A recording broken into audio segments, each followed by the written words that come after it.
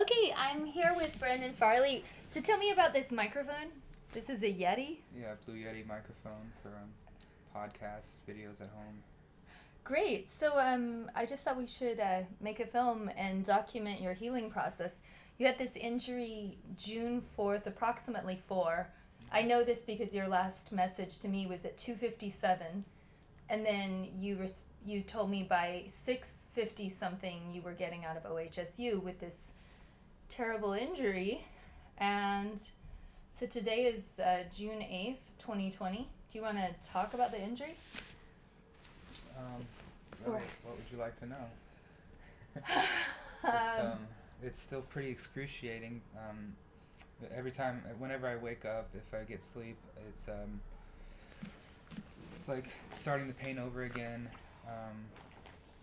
Today, this morning, I had to take the pills in bed to even think about getting out. Because I couldn't move the leg around. Now I can see significant bruising all over, whereas the first 3 days it was like hardly any bruising, but now it's starting to, the dust is starting to settle, I guess, inside, while the abrasion itself seems to be raising more.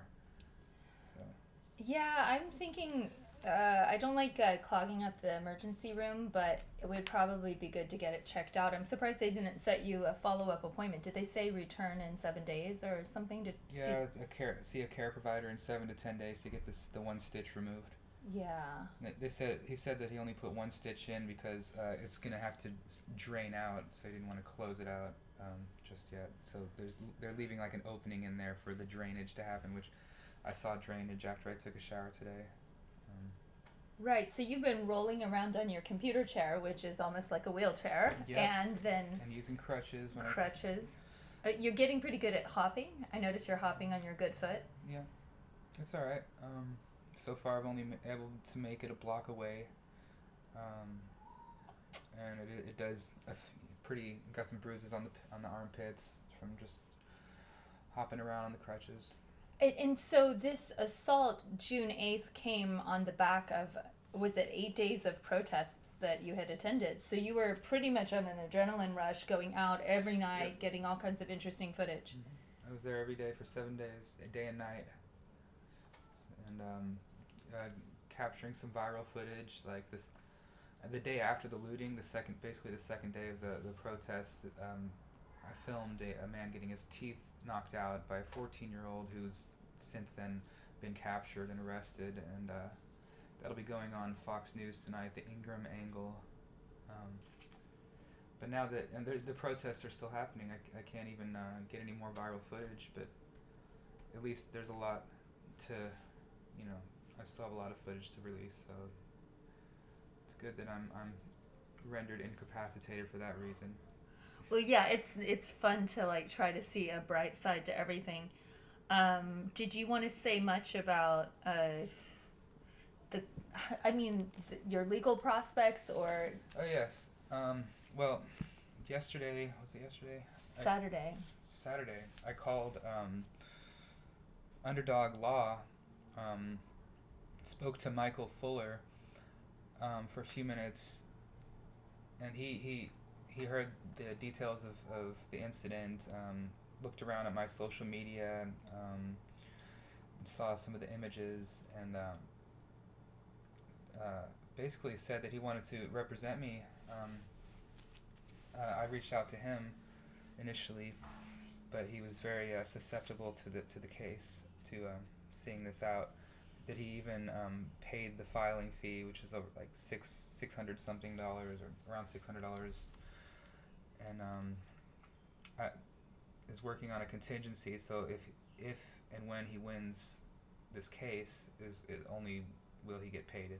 So I'm pretty much, it's an investment that will pay off over time. And I feel confident in being represented by someone who represents the underdogs. And speaking to him on the phone, he's very cool guy. Seems like he wants to see military grade weapons off the streets of Portland. And I before it was just like, okay, the tear gas on the streets, I can handle that. I the issue I had was that some of these tear gas canisters were going under cars, setting them ablaze. I saw one incident where they shot someone just driving up Broadway, a man and a woman who had to run out of their own car, had to desert their car because it was being filled with this tear gas. You see stuff like that all the time, and it makes you think. And also, the homeless people are getting tear gas indiscriminately. Like they're just on the sidelines, not even protesting. So people who are living outside are experiencing the effects of these military grade. Well, I should say banned military grade weapons. And it's time that some people, like me, who are feeling, I guess, the most, I don't know, it's good to speak up and to fight back. I don't think this should have happened to me. I wasn't dangerous at all. I wasn't doing anything wrong or illegal. But from about 5 to 10 feet away, I was shot point blank in the leg with with a rubber encased cylindrical steel object going at full force. They say that these things travel up to 100 miles an hour. The force of a baseball swing, MLB baseball, home run basically. So imagine getting hit in the leg with a home run from, I don't know any baseball players, Mark McGwire, anyone. And if I wasn't 220 pounds, strong bone structure, big muscles, if I didn't have this body, this young, youthful physicality to me, I feel like from that distance and from that force, it would have completely shattered my leg. I would have been even more incapacitated than I am. I might have even, I don't know.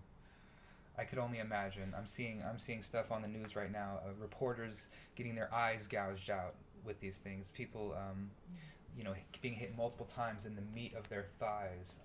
I don't know. It's just it's a war zone out there that they're not weighing out who's the real threat, and is people throwing plastic bottles at them? Does that warrant these military grade weapons, a response like that? I don't know. I don't think so. Being out there every day and seeing the weapons deployed, I think that's an over response to what is happening. And this is someone, as Antifa is basically number one target in Portland, who's been chased out, of multiple events by them for my style of reporting. I still have to say that the Portland Police Bureau used excessive force, so much so that today I find out that Chief Resch has resigned.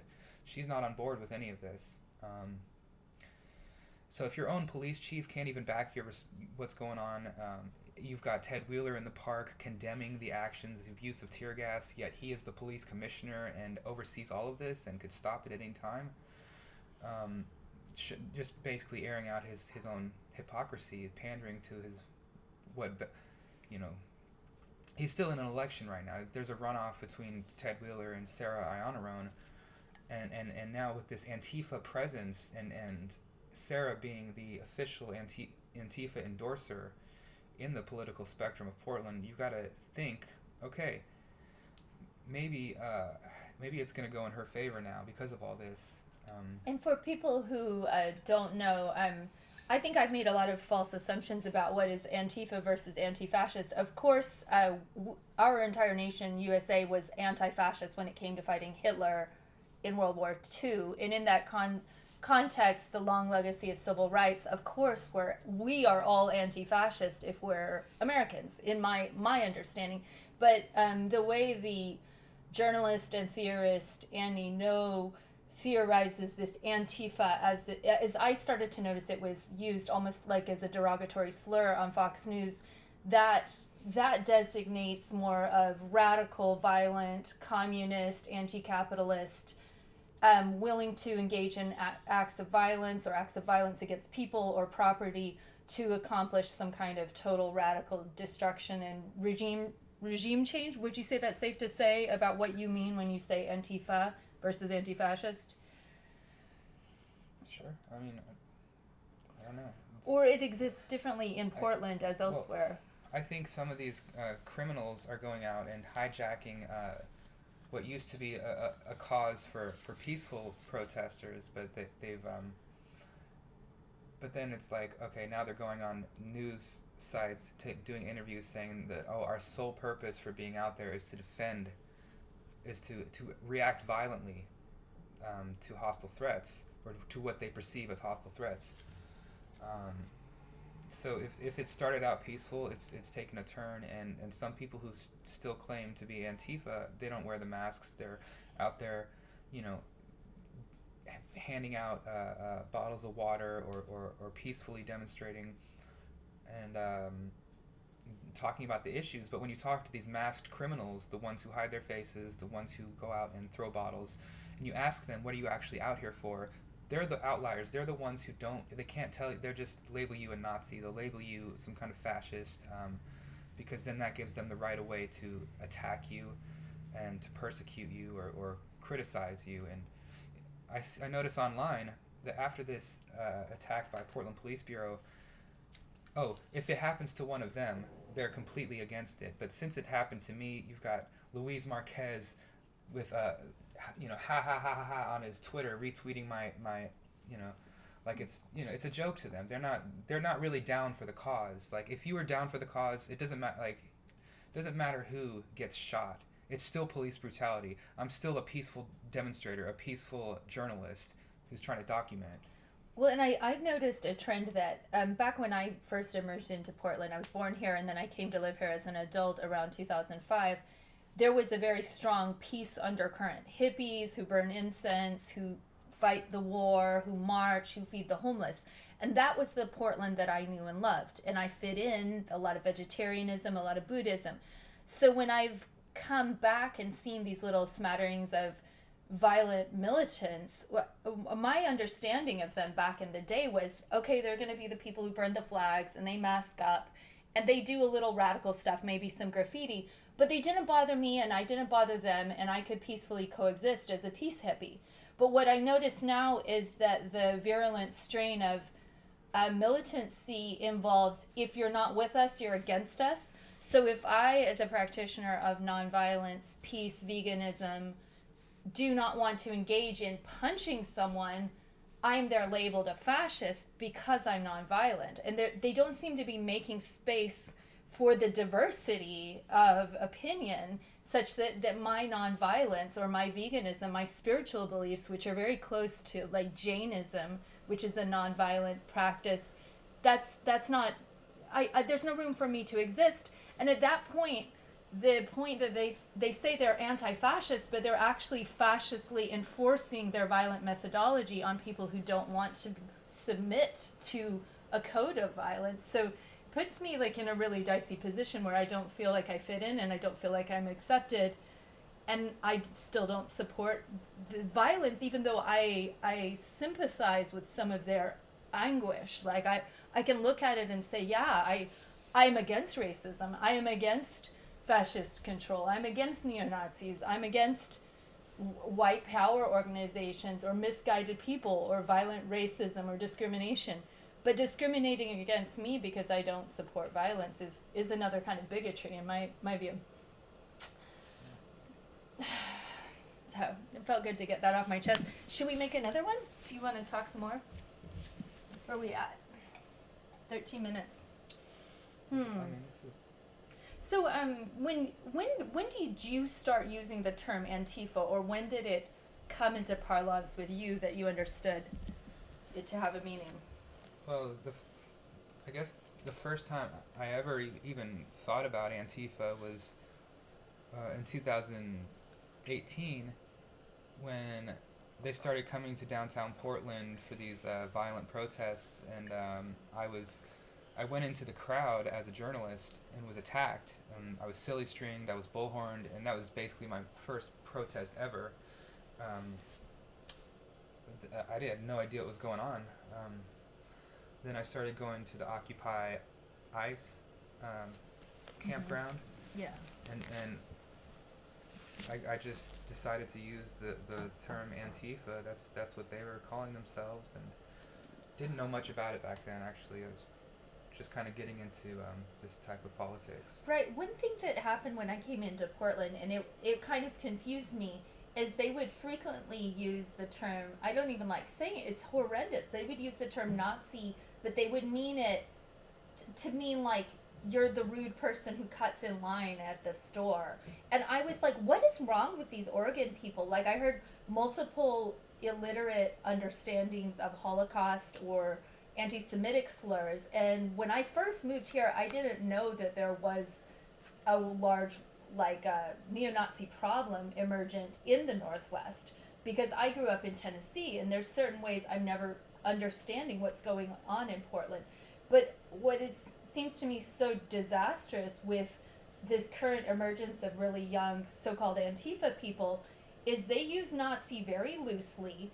They could use it against a peaceful person who doesn't hold any Nazi viewpoints, and they do mean it in a more, they mean it in an ahistorical context that I think is ultimately hurtful to Jewish people, to Holocaust survivors, because they are using it and abusing it as a rhetorical device to bludgeon people, to demonize people, and they're not allowing people to have any due process or freedom of thought or freedom of understanding. Like, to falsely call somebody a Nazi is a very horrific thing, like promoting genocide or eugenics or mass murder or extreme violence. And I certainly don't espouse any of those views, and I think people are sometimes unfairly labeled because of what is more of like a linguistic device that is used much as they use a grenade or a rock or smashing a window or graffiti. It's this aggressive language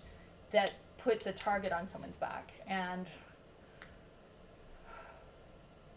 I've seen them do that to you, Farley, and I don't think it's true. I mean, you're not a Nazi. No. Yeah, I'm but anti-racist. you're anti-racist, and by coincidence, you're the father of two black children, one of whom is deceased. How does that, I mean, if you don't mind if I ask, it's really personal.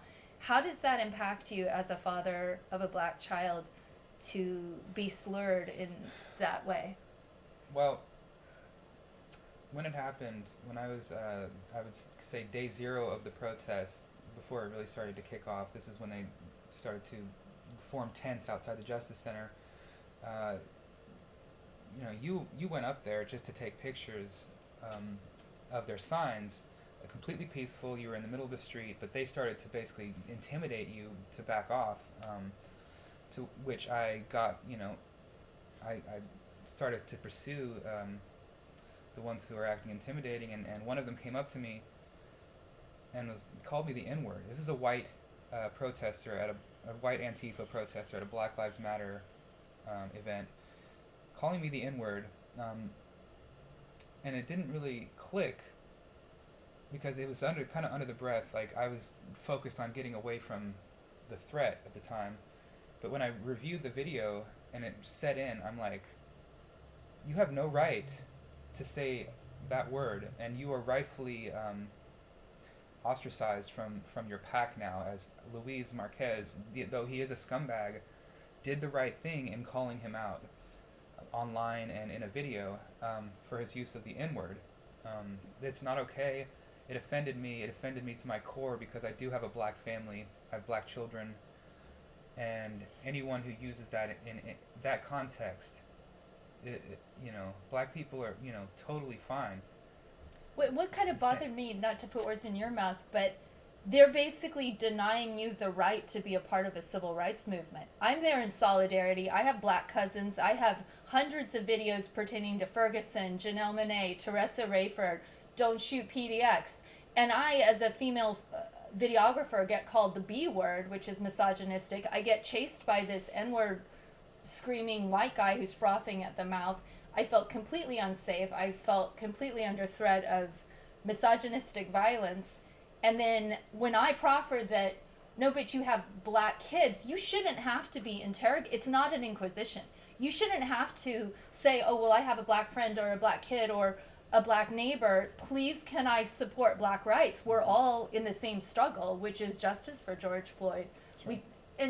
and they're even attacking black peaceful journalists like Eli Ritchie, who is one of very few out here who has registered by the Secretary of State a black-owned business, Hightower Productions, and he's just out there trying to make it, and here they are stealing his camera equipment, and Right. and I've filmed with Eli Ritchie. I actually have black friends, unlike Antifa. They don't go out there with other with a diverse cultural showing. It's just mostly a bunch of upper privileged white kids. And what was that tweet you pointed out that Teresa Rayford pointed out? That she put on her mayoral account. Antifa is anti-black. Many of the Antifas are anti-black. Right, and I think in as so much as they're Paraphrasing, but control freaks, they basically only, if they are allowing any minority to be a part of their all-white anti-fascist movement, they want to police that person's ability to communicate. So anybody who's an independent journalist has an independent voice. Like for instance, when I chased down the Confederate flag saying, what the hell is this racist flag doing in Astoria? It was a media scandal. It was tons of news articles. I was very proud of my work because it was just my gut reaction. What the F? But when a black friend says, hey, you know what, you're going to cause a backlash where I, as a black person, will be exposed to more violence, I'm like, hey, well, I didn't think about that. I was not in any way trying to cause a black backlash on the black community, but I appreciate black voices, and black voices need to be a part of the dialogue. And so long as these like control freaks that are trying to strangle you with your own camera strap a couple nights ago are controlling things, I'm not welcome. And no matter how many hundreds of videos I have, I'm not welcome. Even though I used to be welcome, but I'm not welcome now.